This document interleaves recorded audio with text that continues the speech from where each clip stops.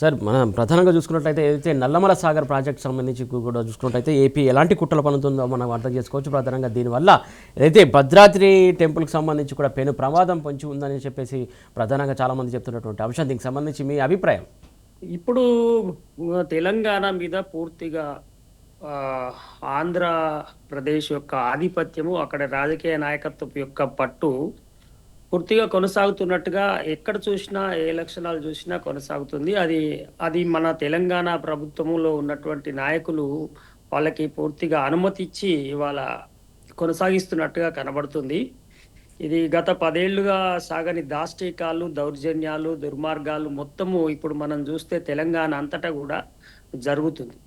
మొత్తము నీటి వనరుల దోపిడీ ఏదైతే ప్రధానమైందో, ఆ నీటి వనరుల దోపిడీకి ఒక మార్గము వేసుకొని వాటిని వాళ్ళు ఇక్కడి నుంచి తరలించకపోవడం, వాళ్ళకు సంబంధించినటువంటి ప్రాజెక్టులకు సంబంధించిన అనుమతులు తెచ్చుకోవడము, తర్వాత తెలంగాణకు సంబంధించినటువంటి జలవనరులు అన్నిటిని కూడా తెలంగాణకు దక్కకుండా చేయడం లాంటి కార్యక్రమాల్లో విజయవంతంగా కొనసాగుతాయి. దానికి కారణం ఏంటిదంటే ప్రధానంగా ఆంధ్రప్రదేశ్ ప్రభుత్వము కేంద్రంలో పొత్తులో ఉండడము, కేంద్ర ప్రభుత్వము ఆంధ్రప్రదేశ్ మీద ఆధారపడి ఉండడం రెండోది కేంద్రంలో ఉన్నటువంటి బీజేపీ నాయకత్వానికి తెలంగాణలో వాళ్ళ పార్టీని బలోపేతం చేసుకోవాలి, ఆంధ్రప్రదేశ్లో ఆ పొత్తును అట్లనే కొనసాగించడం ద్వారా దక్షిణ భారతదేశంలో ఈ వాళ్ళ పార్టీని బలోపేతం చేసుకునేటువంటి ఒక పెద్ద ప్రధానమైన రాజకీయ అవసరం ఉంది.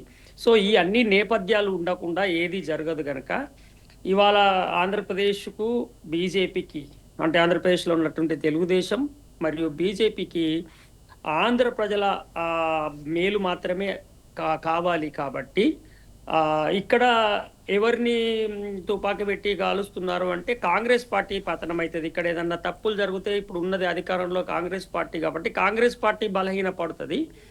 ఇక కాబట్టి ఈ బలహీన పడుతున్నట్టు ఈ ప్రయోజనాలు ఆంధ్రప్రదేశ్కు చెందుతాయి కాబట్టి పరోక్షంగా బీజేపీకి లాభం అవుతుంది అనేటువంటి ఒక మంచి ప్లానింగ్ వేసుకొని మరీ ఇలా చేస్తున్నారు.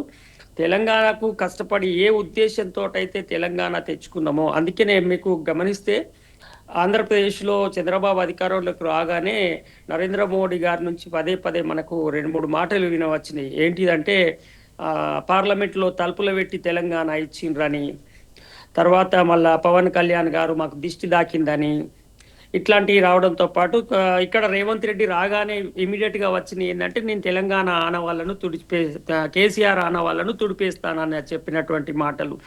అంటే మీరు ఒక నీళ్ళ గురించి అడిగితే నేను ఇవన్నీ ఎందుకు చెప్తున్నానంటే మనం మొత్తం తెలంగాణ తెచ్చుకోవడానికి ప్రధానమైనటువంటి కారణము ఆంధ్రప్రదేశ్ నుంచి మేము విడిపోకపోతే తప్ప మేము బతకలేమని చెప్పిన ప్రధాన కారణమే నీళ్లు లేకనే వేలాది మంది రైతులు ఆత్మహత్యలు చేసుకొని చచ్చిపోయినారు. కాబట్టి ఆ నీళ్ళ కోసం పోరాటం జరిగింది. కేసీఆర్ ఆనవాళ్ళు అంటే ఎక్కడ ఉన్నాయి? కేసీఆర్ ఆనవాళ్ళు అంటే ప్రత్యేక తెలంగాణ రాష్ట్రంలో ఉన్నాయి. ప్రత్యేక తెలంగాణ రాష్ట్రం అంటే నీళ్లు.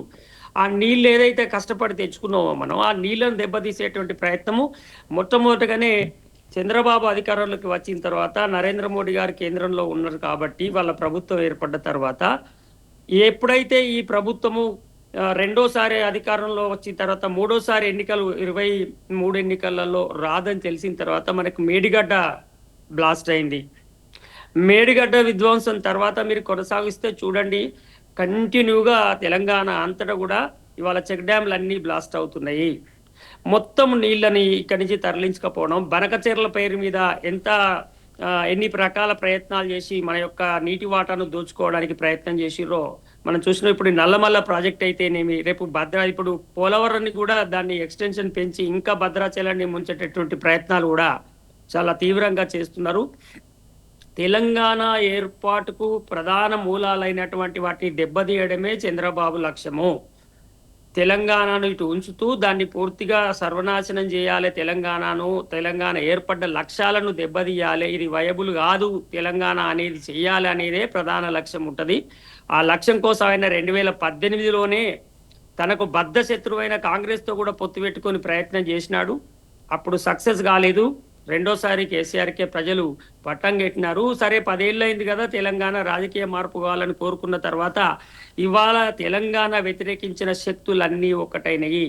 ఆ ఒక్కటై తెలంగాణకు ప్రధాన మూలాలైనటువంటి తెలంగాణ అస్తిత్వానికి చిహ్నాలైనటువంటి తెలంగాణ ఏర్పాటుకు కావలసిన మూల కారణాలైనటువంటి నీళ్లను దెబ్బతీయాలి. అట్లాగే నిధులకు మూల కారణమైనటువంటిది హైదరాబాదును దెబ్బతీసి హైదరాబాదును కూడా ఇవాళ తెలంగాణకు దక్కకుండా చేయాలనేటువంటి ప్రయత్నం కూడా కొనసాగుతుంది. హైదరాబాదును దెబ్బతీనేటి ఏంటి అంటే నిధులు. ఒకవైపు నీళ్లను దెబ్బతీయాలి, మరోవైపు నిధులను దెబ్బతీయాలి. ఈ రెండు దెబ్బతీస్తే ఇక నియామకాలను దెబ్బతీయాల్సినటువంటి అవసరం లేదు. కాబట్టి కేసీఆర్ ఆనవాళ్ళ పేరు మీద తెలంగాణ ఆనవాళ్ళను తుడిచివేయాలి, తెలంగాణ ఏర్పాటు పడ్డ రాష్ట్రాన్ని మళ్ళీ లేకుండా చేయాలనేటువంటి ఒక పెద్ద కుట్ర జరుగుతున్నది. ఇది చాలా సీరియస్గా జరుగుతుంది. ప్రజలు కొద్దిగా విజిలెంట్గా లేకపోవడం వల్ల ఇవాళ 23 తర్వాత ఏర్పడ్డ పరిణామాలు ఆంధ్రప్రదేశ్కు, చంద్రబాబుకు చాలా అనుకూలంగా మారినాయి. వాటిని వాళ్ళు పూర్తి స్థాయిలో ఉపయోగించుకుంటున్నారు. ఇవాళ కాంగ్రెస్ పార్టీలో ఉన్నటువంటి నాయకత్వం మొత్తం కూడా తెలంగాణలో ఉన్న వాళ్ళు మరొకసారి చాలా తీవ్రంగా ఆలోచించాల్సినటువంటి అవసరం ఉన్నది. కాంగ్రెస్ పార్టీ ఇదివరకే తెలంగాణ విషయంలో చాలా సార్లు పొరపాటు చేసింది. ఇప్పుడు చేస్తున్నటువంటి పొరపాట్ల వల్ల కాంగ్రెస్ దెబ్బతినడం కాదు, తెలంగాణ దెబ్బతింటది. కాబట్టి తప్పకుండా రాజకీయాలకు అతీతంగా ఇవాళ మరొకసారి ప్రజానికము, రాజకీయ నాయకులందరూ కూడా తెలంగాణలో ఉన్న వాళ్ళు ఐక్యత ప్రదర్శించాల్సినటువంటి అవసరం ఉన్నది. ఇక్కడ వనరుల దోపిడీ, ఇక్కడ అనేక రకాల కుట్రలు చేస్తున్నారు. హైదరాబాద్కు సంబంధించినటువంటి ఇప్పుడు ఈ జిహెచ్ఎంసి విలీన ప్రక్రియ కావచ్చు, త్రిబుల్ 6 కావచ్చు, ఇవన్నీ కూడా ఒక కుట్రపూరిత ఆలోచనలతో జరుగుతున్నటువంటి ప్రయత్నము. హైదరాబాద్ను తెలంగాణ నుంచి వేరు చేయాలనేటువంటి ఒక పెద్ద కుట్ర కూడా చేస్తున్నారు.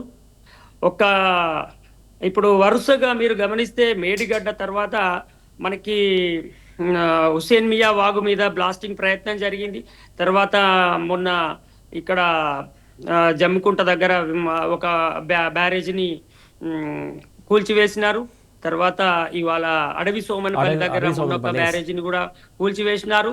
ఇది ఒక ఆర్గనైజ్డ్ గా ఒక ప్రభుత్వం ఉండంగా ఇన్ని జరుగుతుంటే ఇవాళ ఎందుకు మౌనంగా ఉంటుంది ప్రభుత్వము, ఎందుకు ఎవరు నేరస్తులు పట్టుబడతలేరు అనేది కూడా మనం ఆలోచించాల్సినటువంటి విషయము.